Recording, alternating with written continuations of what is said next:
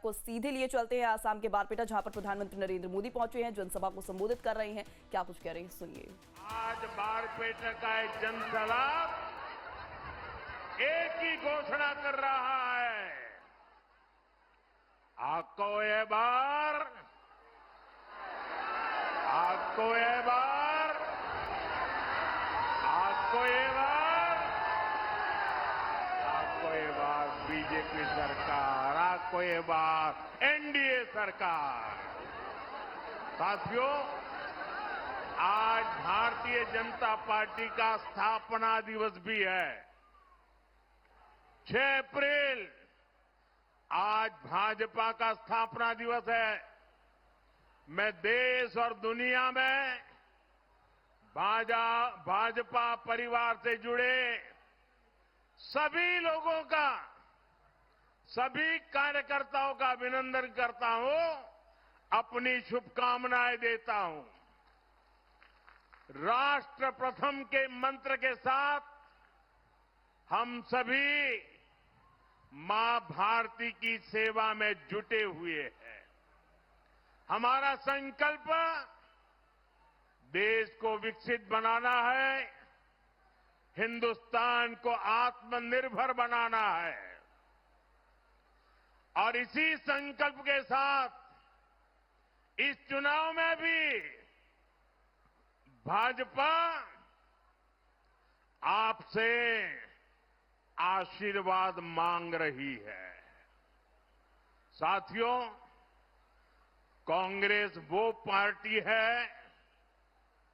जो कभी दूरगामी सोच के साथ विकास के काम नहीं करती। कांग्रेस शॉर्ट टर्म काम करती है ताकि उसमें करप्शन कर सके। वहीं बीजेपी एक लंबे विजन के साथ काम करने वाली पार्टी है। हम विकसित असम से विकसित भारत के लक्ष्य को लेकर चल रहे हैं और इसलिए हमने बीते 10 साल में पूरी मेहनत से काम किया है। साथियों, बीते 10 साल असम में शांति और सद्भाव की स्थापना के थे। आने वाले साल असम की समृद्धि को विस्तार देंगे। बीते 10 साल असम को असुविधा और असुरक्षा से बाहर निकालने के थे। आने वाला समय असम की आत्मनिर्भरता का होगा। बीते 10 साल असम की पहचान को बचाने के थे। अब हमें असम की पहचान को दुनिया में बुलंद करना है। करना है कि नहीं करना है? बुलंद करना है कि नहीं करना है? दुनिया भर में आसाम की पहचान बनानी है कि नहीं बनानी है? आपका वोट इस बार विकसित असम के निर्माण की नींव को मजबूत करने वाला है।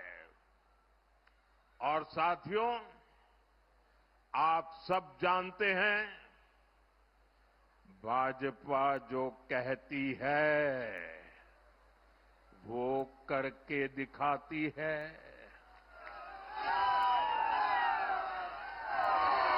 हम असम को उस बुलंदी की तरफ लेकर जा रहे हैं जिसके असम के लोग हकदार हैं। साथियों, यहां से मानस नेशनल पार्क ज्यादा दूर नहीं है। मां कामाख्या का आशीर्वाद इस पूरे क्षेत्र पर है। यहां आस्था और अध्यात्म से जुड़े बड़े स्थान है। असम में जैसे जैसे कनेक्टिविटी सशक्त हो रही है, यहां टूरिज्म का भी विस्तार होता जा रहा है और इसका फायदा पूरे असम को होगा। साथियों, असम का हमारा एक क्षेत्र खार भात के लिए जाना जाता है और मैं सभी धान किसानों को एक खुशखबरी देना चाहता हूं। अब यहां से जोहार राइस, जरा मेरे किसान भाई बहन, ये आपके लिए बता रहा हूं। हमारे इस क्षेत्र के किसान जो जोहार राइस पैदा करते हैं ना, वो जोहार राइस की खुशबू अब यूरोप में भी फैलेगी। हाल में ही असम का जोहार राइस इंग्लैंड और इटली को एक्सपोर्ट होना शुरू हो गया है। ये असम के सभी धान किसानों की मेहनत का सम्मान है। यहां हमने जो जोगी गोपा में मल्टी मॉडल पार्क बनवाया है, वो भी इस क्षेत्र के किसानों का सामर्थ्य बढ़ा रहा है।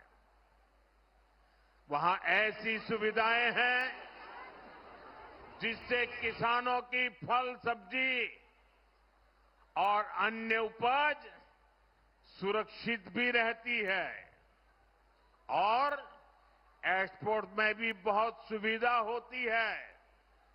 साथियों, देश के जिन एक दो राज्यों में उंगली पर गिन लो इतने से ही कम, सिर्फ एक दो राज्यों में ये कांग्रेस की सरकारें बची हैं। वहां कांग्रेस कभी जनता के बीच अपना रिपोर्ट कार्ड लेकर नहीं जाती, जबकि बीजेपी सरकार साफ नियत से जनता को बताती है कि हमने जनता की सेवा के लिए क्या किया। हमारी बीजेपी एनडीए सरकार किसानों की समृद्धि के लिए क्या कर रही है। मैं आपको इससे जुड़े कुछ आंकड़े बताना चाहता हूं। ये आंकड़े आप याद रखोगे? भाई, ये बच्चा कब से खड़ा है, ये चित्र भी जरा ले लीजिए, इसके हाथ डूब जाएंगे। जरा एसपीजी के जो लोग लेकर के ले लीजिए। बेटा ले लेता है, हाथ नीचे रखो, थक जाओगे बेटा। बहुत बहुत धन्यवाद बेटा, इतना बढ़िया चित्र बना के लेके आए हो। आप नीचे हाथ रखो, ये एसपीजी के लोग आकर के ले लेंगे बेटा। ये छोटे छोटे बच्चे, मुझे कभी ऐसा लगता है उनके हाथ थक जाएंगे। जरा एसपीजी के लोग ये ले लीजिए जल्दी। साथियों, साल 2013 में जब केंद्र में कांग्रेस सरकार थी, तब धान का एमएसपी मात्र 1300 रुपये प्रति क्विंटल था। यह आंकड़ा आपको याद रहेगा। हमारी बीजेपी की सरकार बनने से पहले जब कांग्रेस की सरकार थी, तब यहां धान के किसानों को एमएसपी कितना मिलता था, याद रहा आंकड़ा? प्रति क्विंटल 1300 रुपया। कितना? जरा बोलिए सब लोग, प्रति क्विंटल कितना? प्रति क्विंटल कितना? और आज कितना मिलता है पता है? आज धान का एमएसपी करीब 2370 रुपये। और असम की बीजेपी एनडीए सरकार अपनी तरफ से भी इसमें वृद्धि करती है। यानी धान किसानों की कमाई कहीं अधिक बढ़ रही है। 2014 से पहले के 10 वर्षों में जब कांग्रेस सत्ता में थी, तब देश के धान किसानों को एमएसपी के सिर्फ 4 लाख करोड़ रुपया मिले थे। कितने? 4 लाख करोड़। कितने? अरे जोर से बोलिए ना, कितने मिले थे? ये कांग्रेस के पापों की बात करनी है। कितने मिले थे? लेकिन 2014 के बाद 10 वर्षों में हमारी सरकार ने धान किसानों को 4 गुना अधिक 16 लाख करोड़ रुपए एमएसपी के रूप में दिए हैं। उनके 4 लाख करोड़ और हमारे साफ है कि कांग्रेस कभी धान किसानों का भला नहीं कर सकती। साथियों, कांग्रेस की सरकार तो किसान के हक का पैसा भी बिचौलियों को लुटा देती थी। हमारी सरकार सीधे किसान के बैंक खाते में पैसा जमा करती है। पीएम किसान सम्मान निधि से असम के किसानों को अब तक 7,500 करोड़ रुपए, उससे भी ज्यादा मिल चुके हैं। बीते सालों में इतने बड़े वैश्विक संकट आए,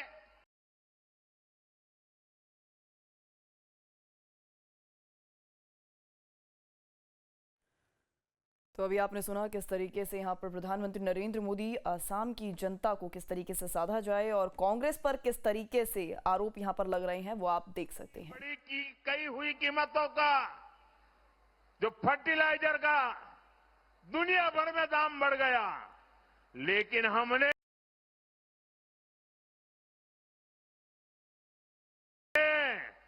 भारत के किसानों को वो बोझ नहीं पड़ने दिया। दुनिया में यूरिया की जो बोरी 3,000 रुपये पहुंच गई, 3,000 रुपये एक बोरी का, लेकिन बीजेपी एनडीए सरकार ने उसे सिर्फ 300 रुपये में किसानों को दे दिया। किसान हित में ऐसे फैसलों की वजह से ही असम के किसानों की पहली पसंद बीजेपी है, एनडीए है। अहोमोर कृषक सकलर प्रथम पोषण बीजेपी एनडीए। साथियों, यहां बड़ी संख्या में हमारी माताएं बहनें आई है। मेरा सौभाग्य है कि मुझे देश की मातृशक्ति की सेवा का इतना अवसर देश ने दिया।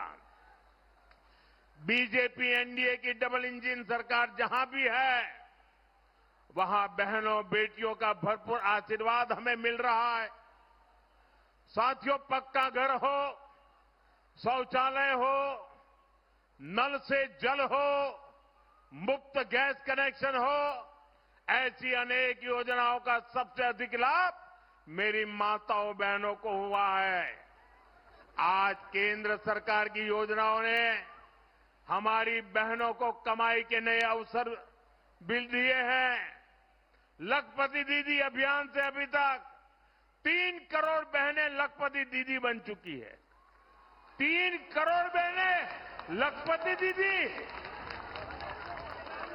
इनमें लाखों बहनें मेरे असम की भी है। यहां असम में अरुणोदय योजना से भी हर परिवार की बहनों को मदद मिल रही है।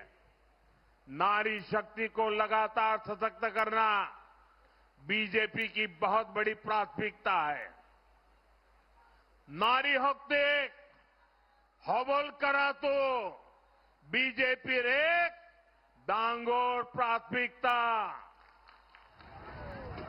साथियों, विकसित भारत बनाने के लिए विधानसभा में, संसद में महिलाओं की और बड़ी भूमिका हो, ये बहुत जरूरी है।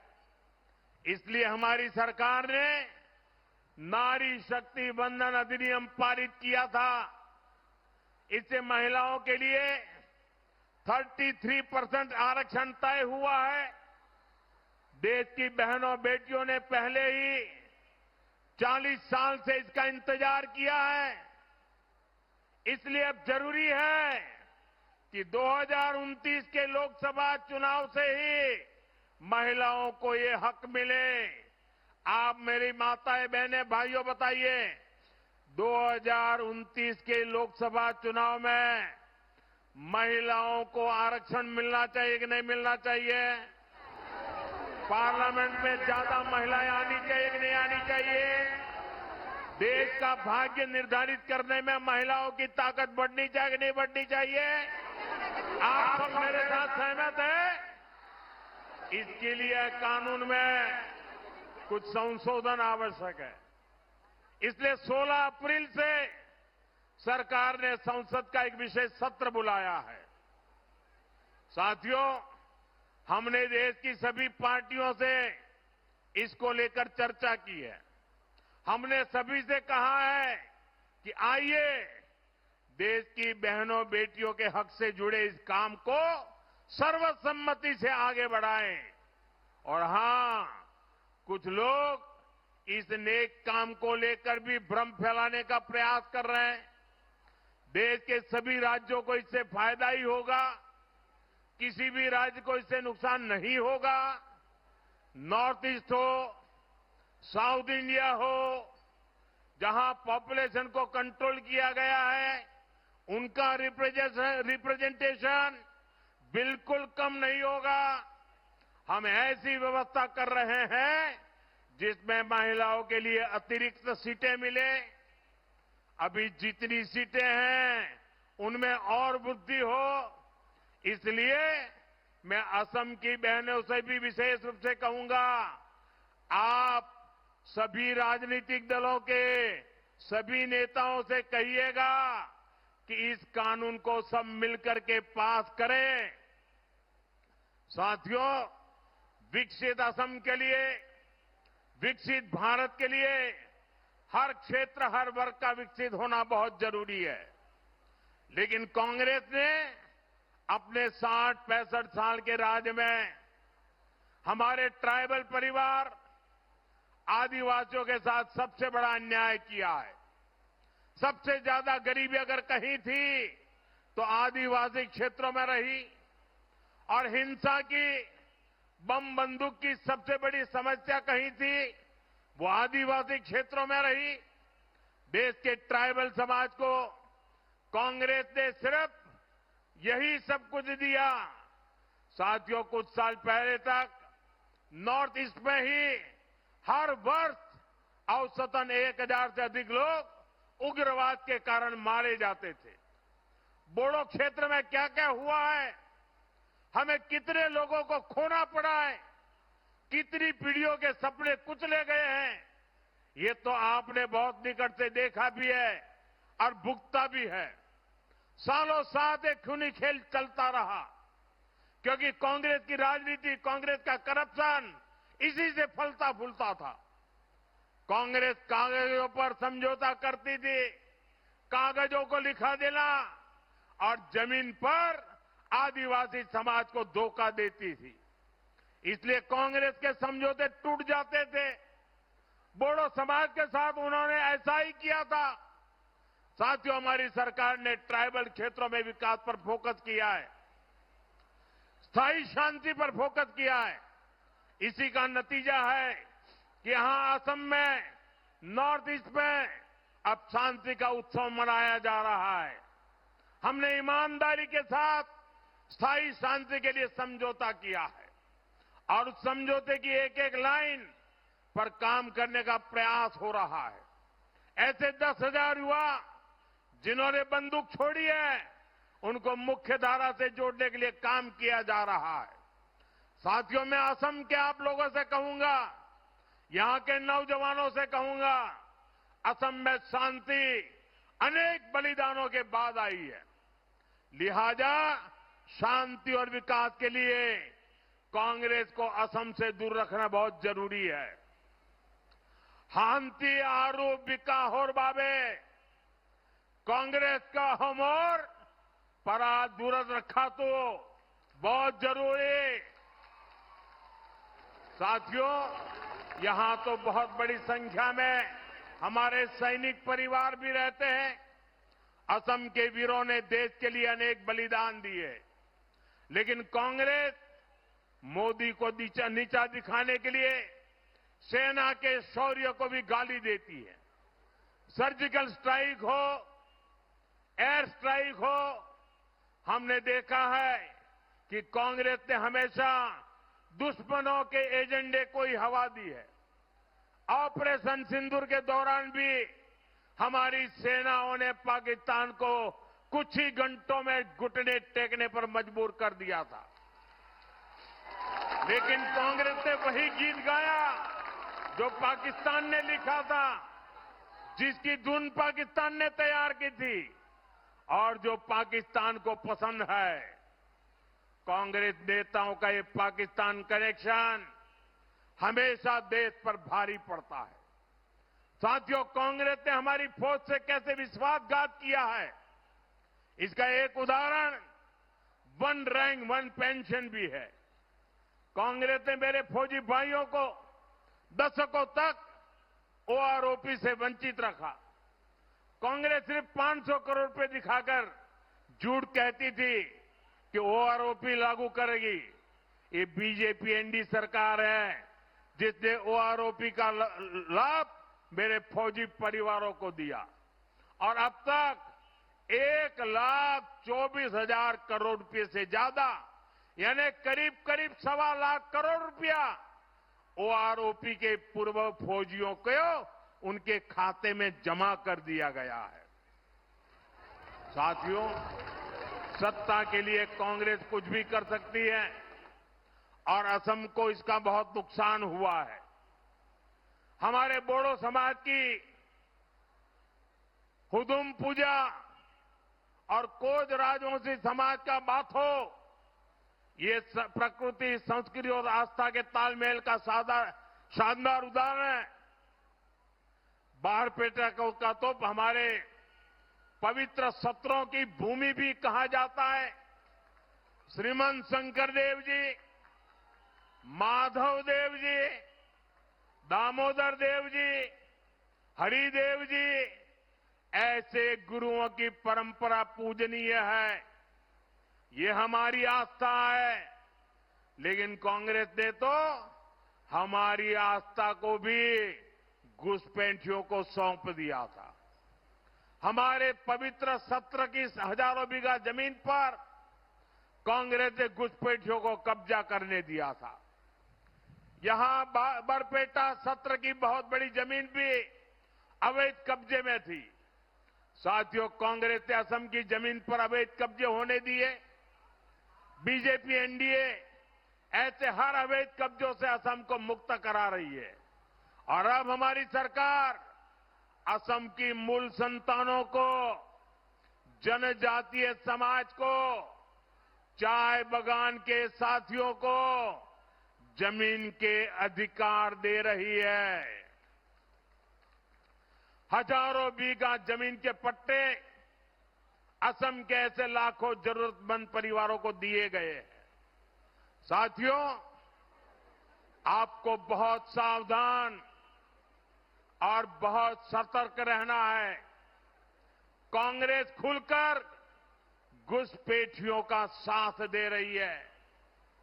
आप मुझे बताइए, एक घुसपैठियों को निकालना चाहिए कि नहीं निकालना चाहिए? पूरी ताकत से बोलाइए, घुसपैठियों को निकालना चाहिए कि नहीं निकालना चाहिए? घुसपैठिए जाने चाहिए कि नहीं जाने चाहिए? कांग्रेस अवैध कब्जे के खिलाफ कार्रवाई का विरोध कर रही है। कांग्रेस असम में ऐसा कानून बनाने की बात कर रही है जिसके बाद घुसपैठिया शब्द बोलने वालों को भी जेल हो जाएगी। बताइए, ऐसा कानून मंजूर है क्या आपको? कांग्रेस कानून में ही घुसपैठियों को पीड़ित घोषित कर देगी और यहां की जो बहुसंख्यक मूल संतानें हैं, जनजातियां हैं, उन पर हमेशा जेल का खतरा मंडराता होगा। अपने हर इंटरव्यू में, भाषण में ये कांग्रेस के बड़े बड़े नेता ऐसे असम विरोधी कानून की चर्चा कर रहे हैं। इसलिए साथियों, बीजेपी को दिया आपका वोट असम को सुरक्षा देगा, असम की पहचान बचाएगा।